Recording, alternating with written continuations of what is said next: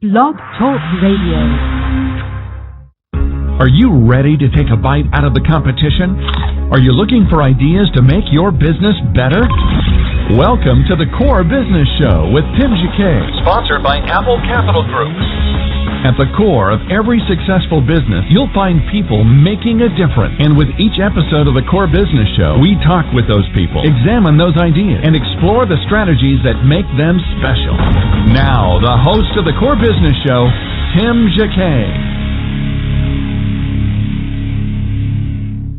Good morning, everybody. Welcome to another episode of Core Business Show. Today, I'm going to talk about capability statements. If you're going to be a government contractor, if you want government business, either state, local, or federal government, they're going to ask you regarding your capability statement.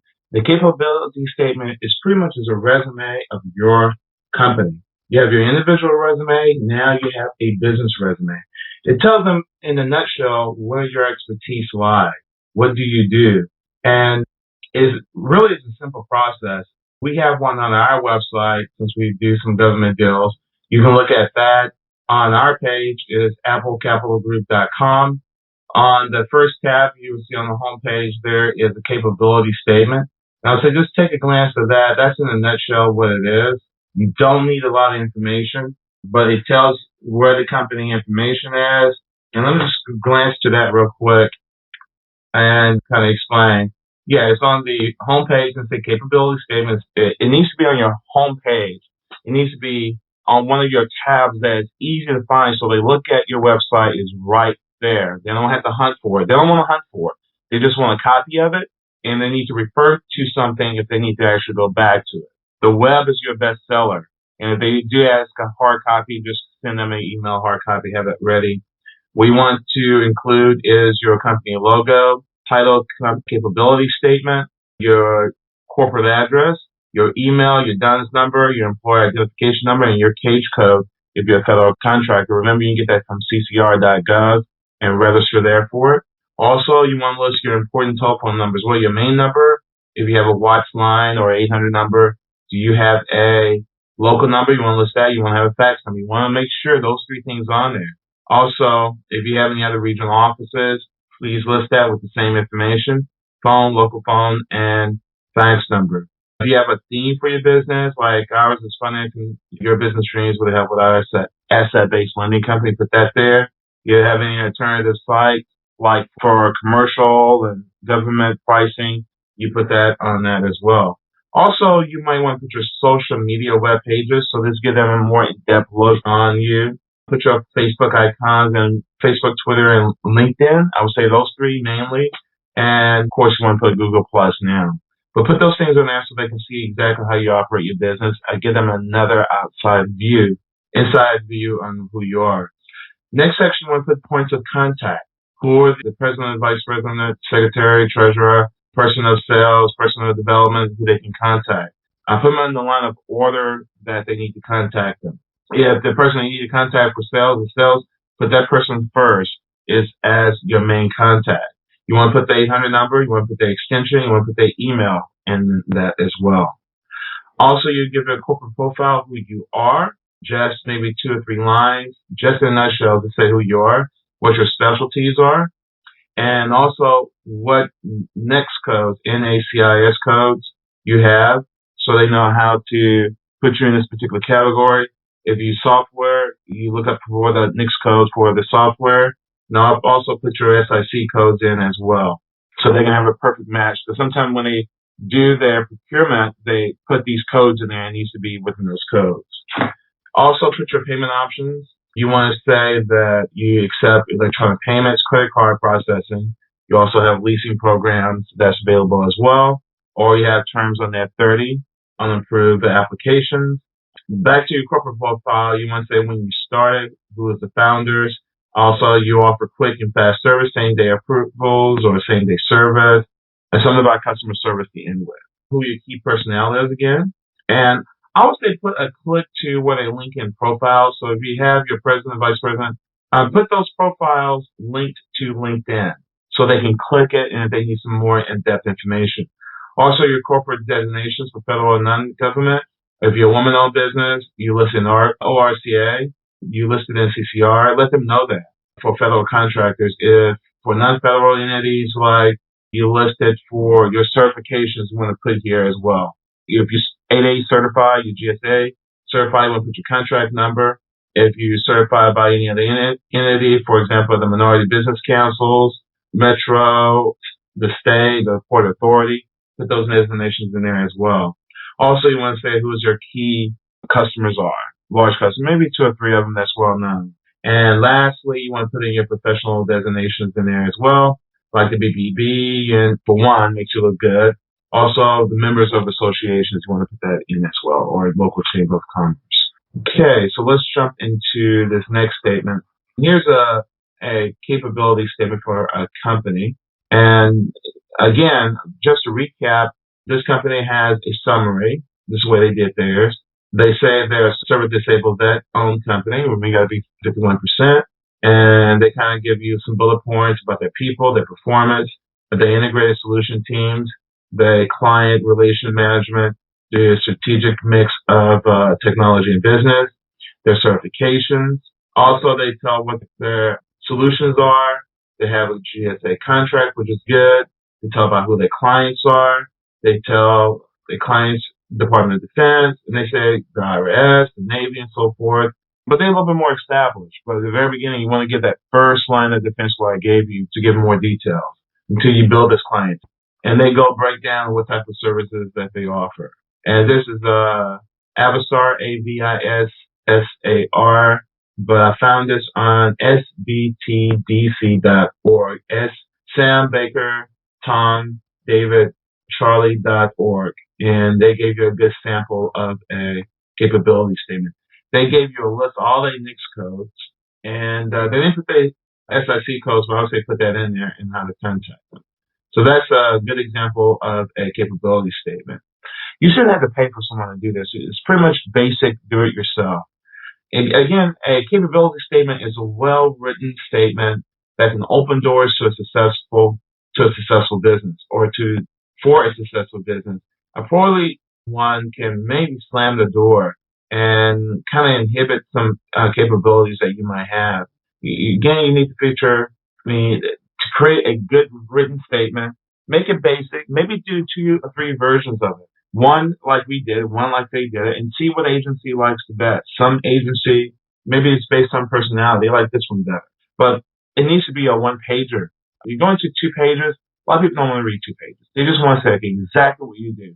Don't make it too small, like it's like an 8-point or a 9-point. Make it at least 10, which is standard, and allow them to be able to print this page out. Because if they need to share it with other employees or people to market with you, it's easy to read 1 page, print and share it, or clip and paste it, than versus the other way around. So I would say have it on your web, have a PDF version of it, and have a Word version of it, so they can clip and paste that information. So at the bottom of the page, of course, you have it embedded on your website. So you want to do that, embed it. So if someone type capability statement, your name of your company, they can pull it up.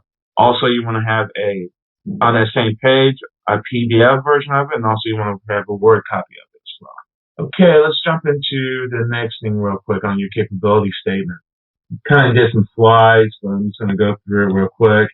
It's a practical approach. Why you have a capability statement is like a resume only for government contracting. It speaks to the language of a government procurement officer.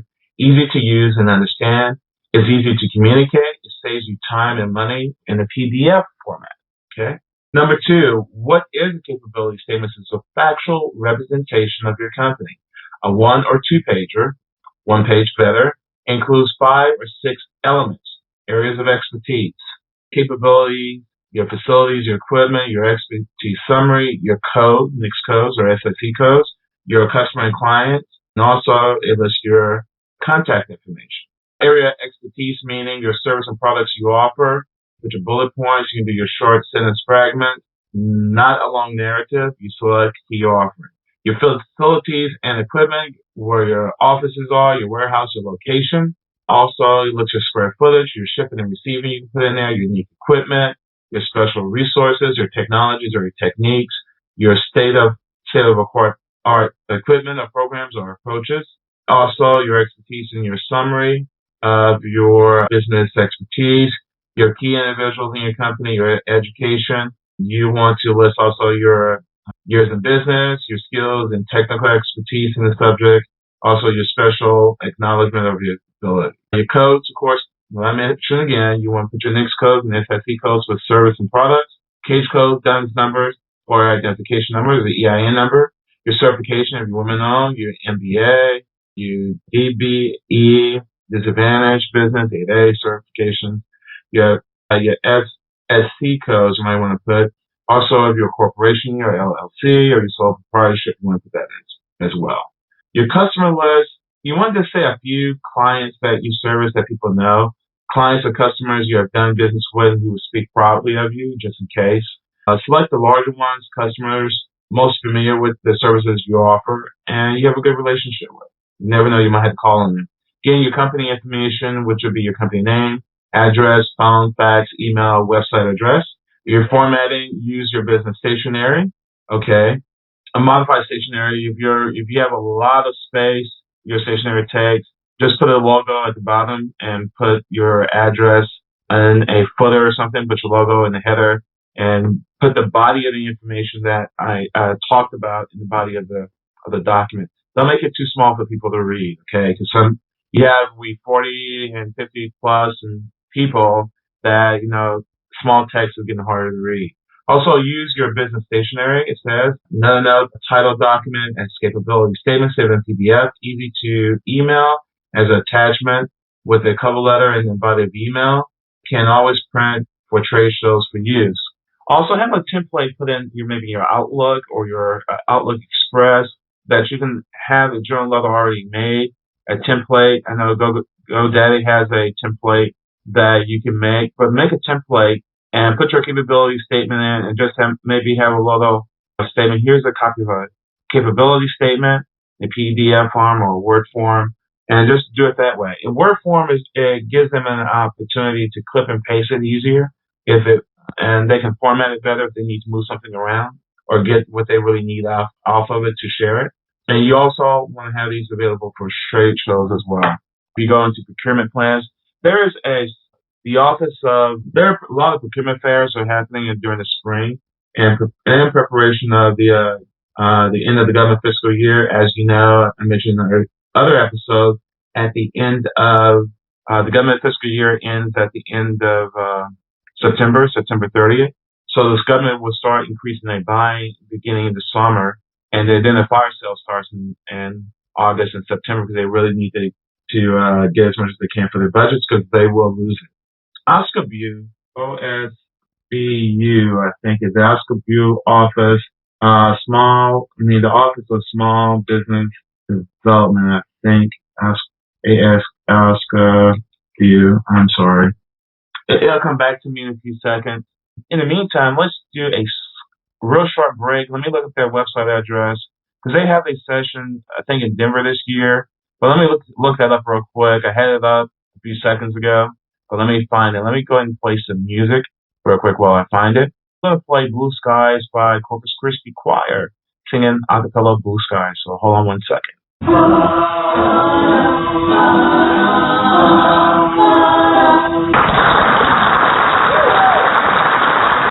Okay, that's Blue Skies by Corpus Christi Choir. I did find their website. It's called the Federal OSDBU. Again, it's Federal OSCOBU office. It has the website address is OSD as in David, B as in boy, U.gov. Again, that's OSDBU.gov. They have a procurement conference that's really worth going to. You want to make sure that you come with plenty of business cards. You want to come up with a capability statement. If you have a folder, come with that as well. I would say that it is this year, Thursday, April 19th, and it's a conference.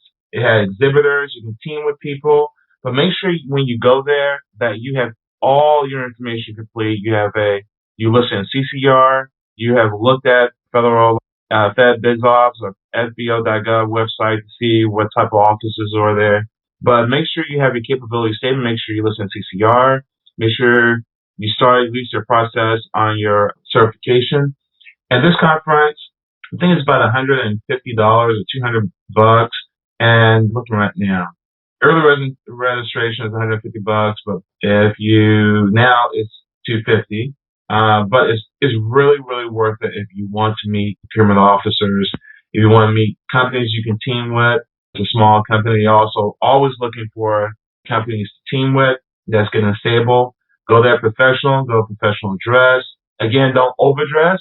Wear your men's warehouse suits. You want to have your polished nails. You want to have things real meticulous or conservative, but not expensive. Okay, because these sell people, they might make decent salaries. They may be in charge of $1 billion budgets, but they don't want to see that you're going to live in yourself in your moment about once you get your money, you spend it, and then you out of business. So they're looking for the long haul. They're looking for a good supplier to supply them what they need. And again, they have these every single year, 2012 OSCABoo. Also, they have Midweek by the Minority Business Council. Those are usually in September. But I don't know why they have it in September. Like they've been having it forever, as I know, it's in September. Midweek is by the Minority Enterprise Development Week Conference. This year they're celebrating their 29th. This year it's in DC. Save the date. It is September 24th to the 27th. And so that website is medweek.gov. Take a look at that. If you're in the DC area, it's worth going to. Again, if you want to fly into, that's worth going to. It talks about minority businesses and what they need to do to better sell to the government. And it is worth it. So save your money for that and try to make it to that session as well. To close with some information, the FDIC, believe it or not, wrote a statement on their website. Building capability statements stand out in a competitive marketplace with capability statements. They have a little slide, that's a PDF slide, that says how to identify the reasons for a strong capability statement helps you do business with the federal agencies, how to identify key components of a capability statement, create a capability statement that is effectively sell your company to potential clients. And it goes on. What you need to do is a great little slide. It's a PDF slide. I'm going to post that link on our site as well. And again, you try to build trust. And even the FDIC says it creates a sense of trust. It shows maturity of your business, which is a great statement. You want to have website information in there. You need to have a website if you can do a capability statement today. They need to have that. So don't take that for granted. And have some brochures be better as well. They even say only 1 or 2 pages to the point, specifically relate to the individual agency needs. Visually interesting with graphics, identify similar to those with the company brands and logo. So graphic mean you want to, if you can put the money for graphics, fine, but you really need to have a professional logo for your company to brand who you are, because they will recognize your brand by your logo. It's a searchable document, make it a PDF, so with keywords in it, with your company. You want to say your core competencies, also your past performance, they say, your differentials, discuss what makes yourself different. Past performance describes similar work you have done perform in the past. Also, the competencies, core competency, introduce your company as a core competencies and relate to those who with company-specific needs. Corporate data, facilities, like I mentioned, corporate data, your information, physical address, contact names, phone, fax, email, and so forth, your DUNS, your CAGE, your NAICS codes, and so forth. And it goes in great detail to let you know what you really need to have. There are a few places you can do some research on. TargetGov, don't buy anything, but they help you see what you need to see to buy things with the government. Let's look at base sites and kind of get ideas from them. There's Small Business Administration marketing to federal agency and prime contractors. Also, Hamel and Parsad, competing for the future. HAMEL and PRASAD, competing for the future, so a good reference. Strategy Safari by Mitch Ashberg and Olympian. MINTZBERG. The next author name is HLSTRAND. The last part of that partner is LAMPEL. That's Strategy for Safari. How to Write a Powerful Capability Statement by Gloria Bragg, Whole. And Small Biz Central has a purpose of capability statements. And Maine Small Business Development have a capability statement resume of your business, like I mentioned earlier. Also, there's another statement called Building a Capability Statement by Cheryl Lynn. Last name is Glasin. And she's with Presidia Consulting, Prosidia Consulting. So those are some tips that I'm offering you. Again, a capability statement is a resume of your business. You have one for yourself. You have one for your business. You want to include all of the information I mentioned earlier. If you want a sample, look at our website at www.applecapitalgroup capability statement /capability statement. If you go to the home page, you'll see it in the command line that says capability statement. Just click that and you can see what you really need to have. You want to just include your social media icons as well. If you have it embedded in that document on your website. So you want to include it on your website as a page. If you have 5 pages, that need to be one of your pages. That is your About Us page, okay? But for government contractors, you want to call it a capability statement. You might want to do a hidden page as About Us, or put on your front page About Us, capability statements if you can't put it on the first tab. But if you're going to deal with the government, state, local, or federal, you need to have that command line if you have 5 pages capability statement. On your home page, you might want to say About Us, and it goes to your capability statement. So just kind of keep that in mind. Again, I'll put this on my blog page at blog.apple Capital Group to help you guys out. Again, thank you for listening to the program. This has been another episode of the Core Business Show. And next week, we will have the SBA to talk about their services. It's next Friday, March the 9th, I believe. It's March the 9th. I'm right on the money. Also, next week on the episodes, I think we have Evan Hawkins on Monday to talk about his nonprofit business. Him as an artist, he's the artist of Oh Happy Day, and he's going to talk about his career, but we're also going to take a look at his business as well to kind of give you an idea. If you're an artist, you're a business. If you remember, sometimes you have to hire security, you have to hire business managers, you have to hire a publicist for your publicity. So you're hiring people, so you are a business. Sometimes you get rid of property, you got to hire security, you got to hire accountants and managers. So you're a business, so kind of keep that in mind. We're going to talk about his business. Also, he has a music art seminar that he's been doing for over 25 years. It's a music and art seminar. He's going to talk about that as well, how he attracts people, how he actually runs that particular outfit. I'm not sure if it's profit or non-profit, but he's going to talk about that as well. Next day, we're going to talk to Jean Carter on the next day, which is the 6th. She's going to talk about her business. She's out of Wichita, Kansas. She's been operating for almost 38 years as a nonprofit in social services.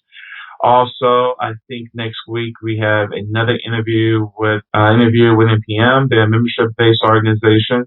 They're going to talk about their organization as a whole itself. Then we have a guest coming on the 7th. Also, watch out at the end of the month. We're trying to prepare for Fed Week. We're talking about federal grants the week of March 6th. So anyway, thank you for listening to the program. Again, Tim Jacquet with the Core. I'm trying to think of the name again because we changed it from Financial Your Business Today. I've been saying it every day for 3 months. Now it's the Core Business Show. Thank you for listening, and I look forward for the episodes. Talk to you later. Take care. Thank you for listening to the Core Business Show with Tim Jacquet.